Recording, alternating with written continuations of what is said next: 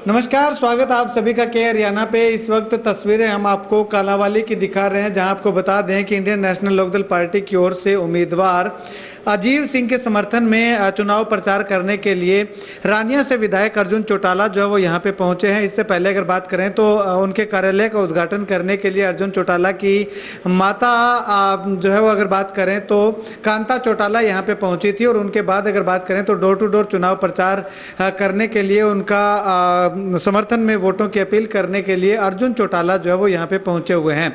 यहाँ पे सबसे पहले जो है वो एक जनसभा रखी गई, एक सभा में जो मीटिंग रखी गई यूँ कह सकते हैं। मीटिंग में कार्यकर्ताओं को जो है वो निर्देश दिए गए कि किस प्रकार से वार्डों में जा करके जो है वो लोगों से वोटों की अपील करनी है, किस प्रकार से चुनाव को आगे बढ़ाना है, चुनाव प्रचार को आगे बढ़ाना है। इस वर्कर मीटिंग में भी काफ़ी अच्छी संख्या में लोगों की भागीदारी जो है वो हमें देखने को मिली। देखिएगा कि काफ़ी अच्छी संख्या में लोग जो है वो यहाँ पे अर्जुन चौटाला जो दिशा निर्देश दे रहे हैं उनको जो है वो सुनते हुए दिखाई दे रहे हैं। और उसी पे आगे जो है वो चल करके अगर बात करें तो वार्डों के अंदर जा करके, लोगों के घरों के अंदर जा करके वोटों की अपील करते हुए दिखाई देने वाले हैं। उसके बाद तस्वीरें हम आपको दिखा रहे हैं बाजार की, जहाँ आपको बता दें कि कालांवाली शहर के लोगों से अर्जुन चौटाला खुद जो है वो डोर टू डोर जा करके लोगों से वोटों की अपील करते हुए दिखाई दे रहे हैं। दुकानों पर जा करके अर्जुन चौटाला ने दुकानदारों से, व्यापारियों से, आड़तियों से जो है वो वोटों की अपील की।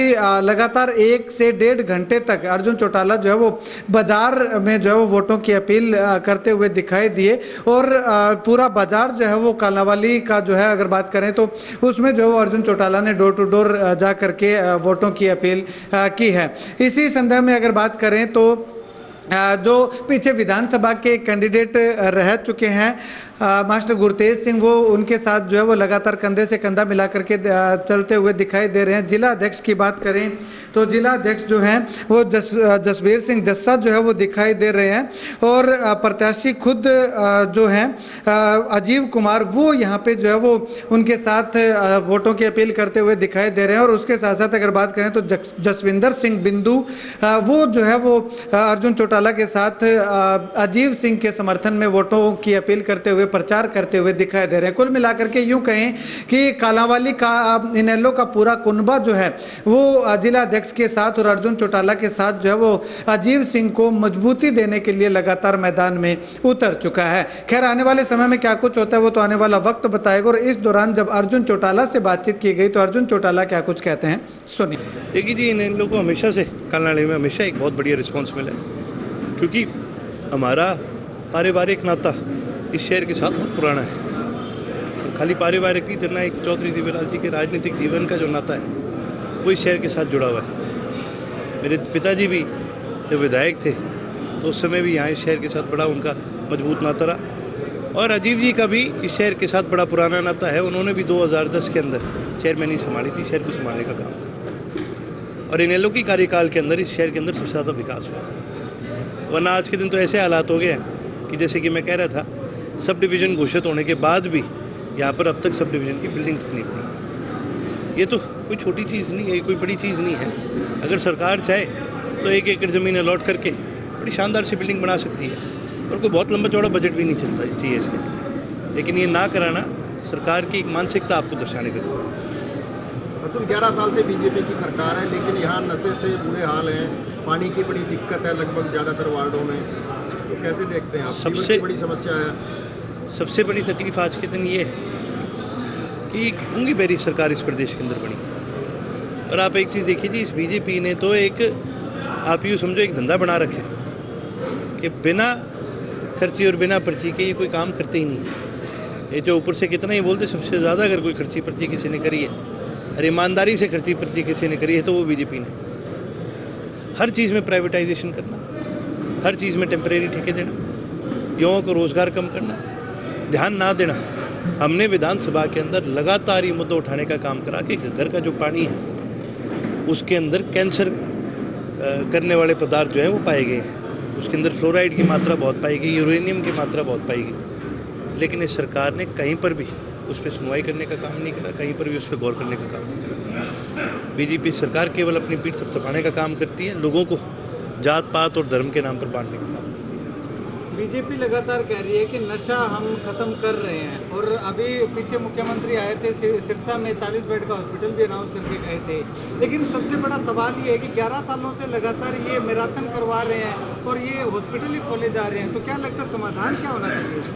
भाई साहब, आप एक चीज़ देखो कि जहाँ ये हॉस्पिटल की बात करते हैं और ये नशा मुक्ति की बात करते हैं, तो आपको पता है पूरे ज़िले के अंदर कितने बेड है नशा मुक्ति के लिए? पूरे सिरसा ज़िले में नशा कितना फैल रखा है आपको, मेरे को, हम सबको पता है, लोगों को पता है। पूरे सिरसा जिला में केवल 45 बेड है नशा मुक्ति के लिए, और उसमें से भी आधे ऑपरेशनल नहीं है। मैंने विधानसभा में सवाल लगाया था, तब जाके ये जानकारी मिली। ये बेड खोलने की बात करते हैं, हॉस्पिटल खोल के इसमें बेड लगाने की बात करते हैं। इसको मेडिकल कॉलेज को अनाउंस करे कितने साल हो गए, बन गया। चौटाला साहब के राज में जब अनाउंसमेंट होती थी ना, अगले दिन काम शुरू हो जाता था। साल के अंदर अंदर इतने बड़े बड़े हॉस्पिटल, इतने बड़े बड़े क्या क्या नहीं बनाए, साल साल के अंदर बना दिया था। ऐसे कार्य होता है। नशा मुक्ति की जहाँ तक बात है, इस बीजेपी ने केवल और केवल नशे को बढ़ावा देने का काम करा है, नहीं तो ऐसी कोई बड़ी बात नहीं है। पुलिस के हाथ में बहुत ताकत होती है, वो चाहे तो इसको रोक सकती है। पुलिस का इसको ना रोकना ये साफ जाहिर करता है कि सरकार किस पे क्या मान सकता है। कालांवाली में सड़कों का, गलियों का बुरा हाल है, पीने के पानी के लिए लोग तरस रहे हैं, लेकिन अभी वोटों के टाइम नेता जो आते हैं, मंत्री आते हैं, कहते हैं कि हम समाधान करवाएंगे, आप प्रधान बनाओ। देखो जी, ये कठई उड़ जाओ, ये हमेशा यही बात करते हैं कि भाई वोट जो काम करांगा। भी थाने लोग सरकार बना दी थारी, तो करो काम। भी सारा कुछ नगर पालिका वाले करेंगे क्या? सरकार है आपकी, आप दे दो पीने वाला पानी। प्रधान का क्या लेना देना? भाई लोगों की मर्जी, जिसको बनाए अपना प्रधान। पीने का पानी तो सरकार ने देना है, पीने का पानी तो आपका पब्लिक हेल्थ ने देना है। इनके पब्लिक हेल्थ का मंत्री आया था ना, तो उसको कह दो कि भाई तूने देना है पीने का पानी, प्रधान का क्या लेना देना, तू दे दे भाई पानी। जिम्मेवारी मिली है, निभाओ इसको।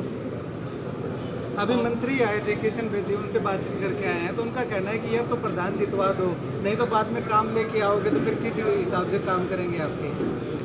देखिए जी, अगर यही रवैया उनका रहा तो पहले अपना हल्का छोड़ के भागना पड़ा दूसरे हल्के में, इब्न नूराना छोड़ के कहीं और भागना पड़ेगा।